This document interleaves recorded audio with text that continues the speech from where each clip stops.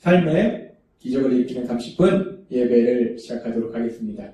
하나님께서 오늘 우리에게 주신 말씀은 사도행전 9장 1절에서 5절까지 말씀입니다.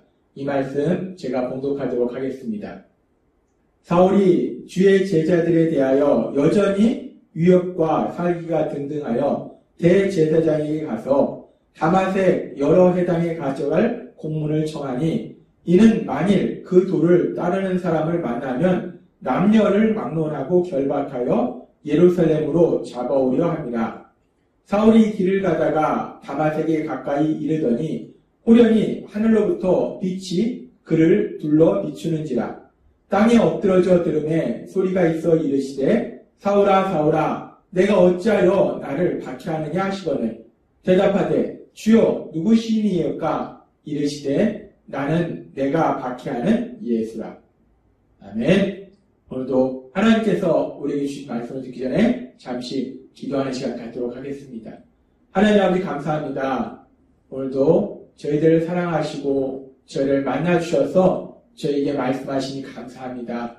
하나님 아버지 오늘도 주시는 말씀을 통해서 연약하고 어리석은 저희를 사랑하시는 하나님의 그 놀라우신 사랑, 그 사랑을 다시 한번 기억하고 체험하게 하시고 그 사랑으로 저희를 사랑하신 하나님, 그 하나님이신 예수님, 그 예수님을 믿음으로 담대하게 세상을 살아가는 저희가 될 수 있도록 은혜 베풀어 주옵소서.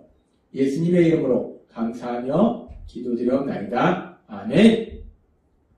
오늘 말씀에 보면 사도행전 9장 1절과 2절은 이렇게 말씀합니다.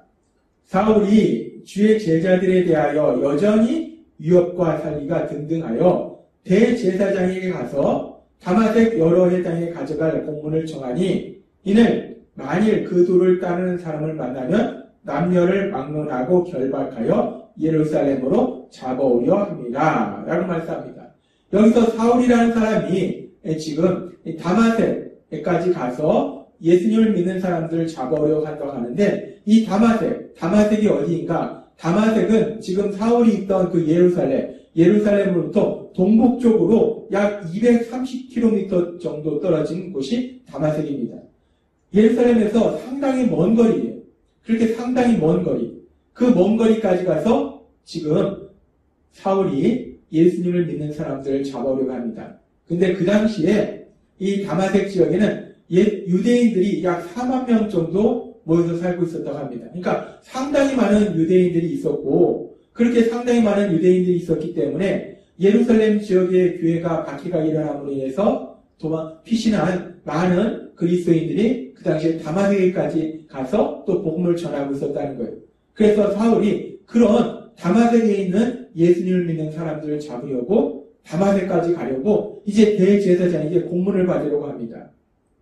그러면서 그렇게 먼 곳까지 가서 열심으로 그렇게 예수님을 믿는 사람들을 잡아오려고 박해하는 그 사울, 이 사울이라는 사람은 도대체 어떤 사람입니까? 이 사울에 대해서 제일 처음 성경에 나온 것이 사도행전 7장입니다.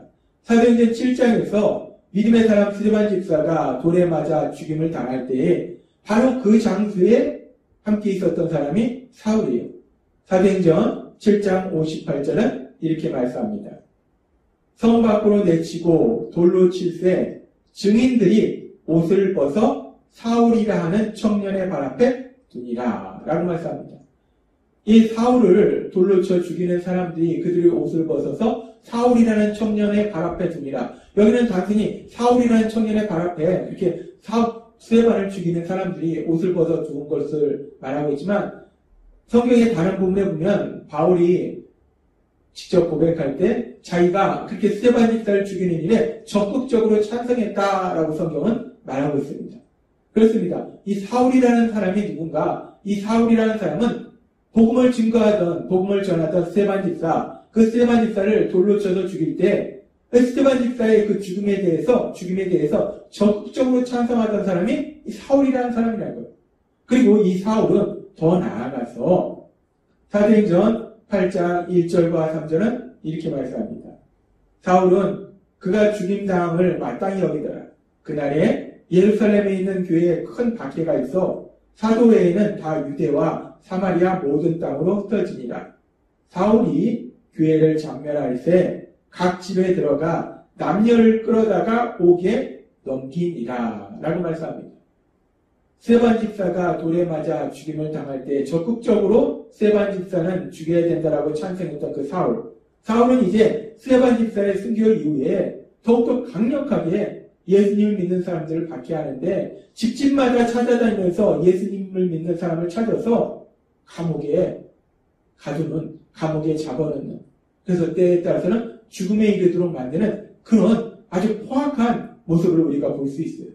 그렇게 예루살렘의 지역에 살고 있던 사람들, 그 예수님을 믿는 사람들을 강력하게 사울이 박해했는데 그런 사울을 통해서, 그리고 사울과 비슷한 무리들을 통해서 예루살렘 교회가 강력하게 박해를 받자 앞에서도 하나님께서 우리에게 말씀해 주신 것처럼 사도들 외에 대부분의 예수님 믿는 사람들은 더 이상 그 예루살렘에서 살 수가 없었어요.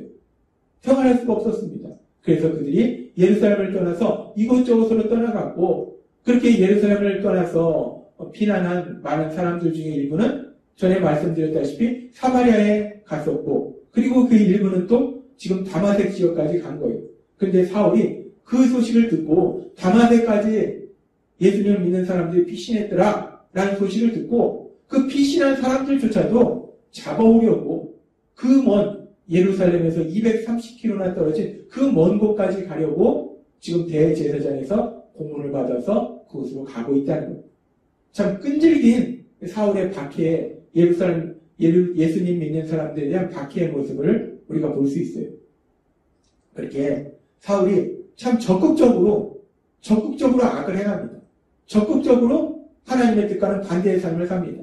그렇게 사울이 적극적으로 그렇게 예수님 믿는 사람들을 잡아 죽이려고 그렇게 다마섹까지 갈 때에 그런 과정 중에 오늘 말씀해 보면 사도행전 9장 3절에 이렇게 말씀합니다. 사울이 길을 가다가 다마섹에 가까이 이르려더니 호련히 하늘로부터 빛이 그를 둘러 비치는지라 라고 말씀합니다. 이제 거의 다마섹에 다다랐을 때 하늘로부터 아주 신비한 강력한 빛이 사울을 감싸는 거예요. 둘러 비추는 거예요. 그래서 사울이 그 빛이 그냥 단순한 태양빛이 아니라 아주 강력한 초자연적인 빛이기 때문에 사울이 두렵습니다. 그래서 사도행전 9장 4절에 이렇게 말씀합니다. 땅에 엎드러져 들음에 소리가 있어 이르되 사울아 사울아 내가 어찌하여 나를 박해하느냐 하시오니. 그렇게 초자연적인 강력한 빛이 사울을 둘러 비추니까 사울이 두려움에 자동적으로 땅에 엎드러진 거예요. 이거 뭐지? 하고 두려움 속에서 땅에 엎드러졌는데 그렇게 땅에 엎드러져 있는 그 사울을 향해서 하늘로부터 소리가 나는 겁니다.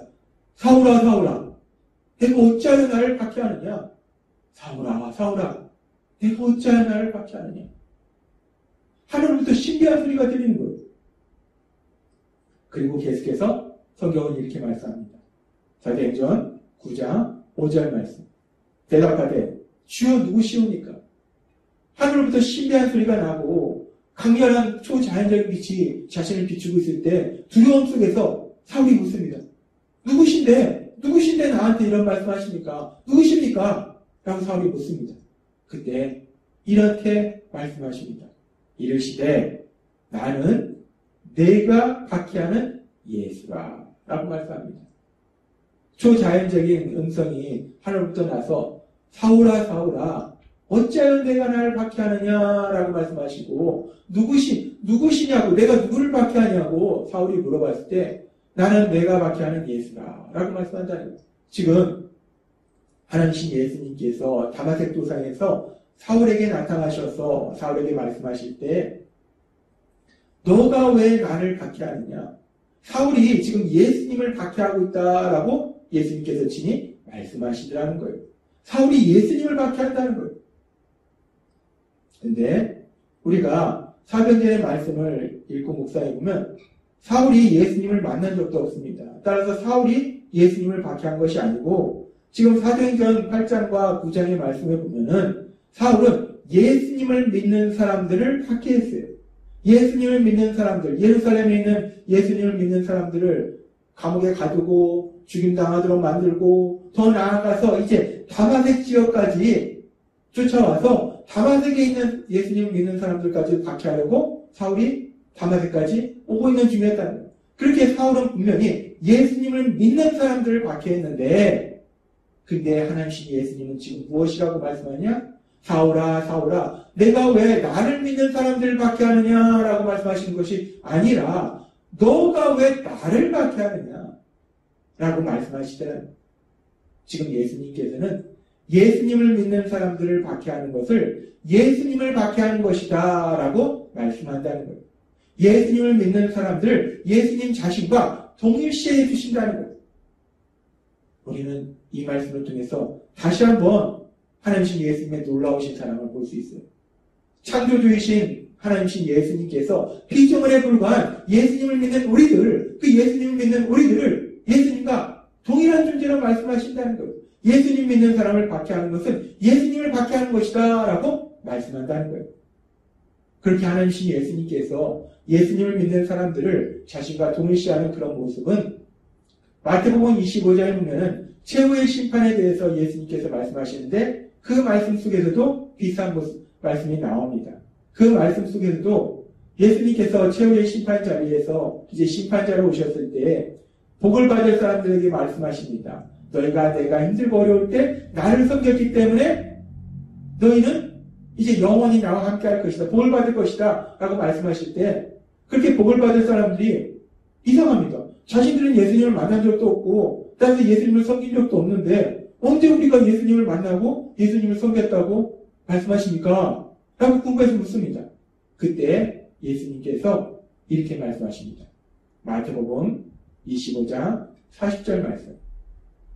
임금이 대답하여 이르시되 내가 진실로 너희에게 이르노니 너희가 여기 내 형제 중에 지극히 작은 자 하나에게 한 것이 곧 내게 한 것이니라 라고 말씀하신다. 이 임금은 심판자로 오시는 예수님을 말씀하세요. 심판자로 오시는 예수님이 말씀하신 거예요. 너희가 내 형제 중에, 내 형제라는 것은 예수님의 형제. 예수님의 형제가 누군가? 예수님을 믿는 사람들이 예수님의 형제라는 거예요. 그러면서 그렇게 예수님을 믿는 사람 중에서 가장 작은 자, 예수님을 믿는 사람 중에서도 연약하고 세상적으로 소외되고 보잘것없는 그런 가장 작은 자, 가장 연약한 사람을 섬긴 것이 바로 나를 섬긴 것이다 라고 말씀하신다는 거예요. 예수님을 믿는 사람을 섬기는 것이 예수님을 섬기는 것이고 예수님을 믿는 사람 중에서도 세상적으로 볼 때 가장 연약하고 보잘것없는 그런 사람을 섬긴 것이 바로 예수님을 섬긴 것이다 라고 말씀하신다는 겁니다. 이 마태복음 25장에서 최후의 심판의 자리에서 있을 그 일에 대해서 예수님께서 말씀하실 때도 예수님을 말씀하시는 거예요. 하나님신 예수님, 창조주이신 그 예수님께서 피조물에 불과한 예수님을 믿는 사람들, 그 예수님을 믿는 사람들을 예수님 자신과 동일한 존재로 말씀하시더라는 거예요. 그렇게 하나님신 예수님께서는 피조물에 불과한 우리들을 하나님신 그 예수님과 동일한 존재로 생각해 주신다는 거예요. 그래서 하나님께서는 히브리서 2장 11절의 말씀을 통해서 이렇게 말씀하십니다. 거룩하게 하시는 이와 거룩하게 함을 입은 자들이 다 한 근원에서 난지라. 그러므로 형제라 부르시기를 부끄러워하지 아니하시고 라고 말씀합니다. 거룩하게 하시는 이, 거룩하게 하시는 이는 바로 우리 예수님을 의미해요. 예수님의 십자가 죽으심과 부활하심을 통해서 죄에서 우리를 구원하셔서 우리를 의롭다 만들어주시는, 우리를 거룩하다 만들어주신 그 예수님, 그 하나님신 예수님이 거룩하게 하시는 이예요. 그리고 거룩하게 함을 입은 자들은 바로 우리들입니다. 그 예수님을 믿음으로 인해서 예수님의 십자가 보혈을 통해서 죄사함 받아서 이제 의롭다 칭함받은 사람들, 그렇게 예수님을 믿는 우리들이 거룩함을 입은 자들입니다. 근데 그렇게 거룩하게 하시는 이와 거룩함을 입은 자들이 한 근원에서 났다는 거예요. 하나님을 통해서 그 모든 것이 이루어졌고, 그리고 아주 중요한 것은 그렇게 거룩하게 하시는 이가 하나님신 예수님께서 거룩함을 입은 자들을, 즉 예수님을 믿는 우리들을 형제라 부르시기를 부끄러워하지 아니하신다라고 말씀한다는 거예요. 하나님신 예수님께서 피조물에 불과한 우리들을 형제라고 말씀하신다는 것. 얼마나 놀라운 말씀입니까? 하나님께서는 오늘 사도행전의 말씀을 통해서 히브리서의 말씀을 통해서 하나님 예수님께서 우리를 얼마나 사랑하신지를 다시 한번 기억하게 하세요. 하나님은 창조주이신데 피조물에 불과한 우리들을 형제라 말씀하신다는 거예요. 우리 예수님이 피조물에 불과한 우리를 형제라 말씀하신다는 거예요. 그렇게 우리를 존귀한 자로 사랑하신다는 거예요.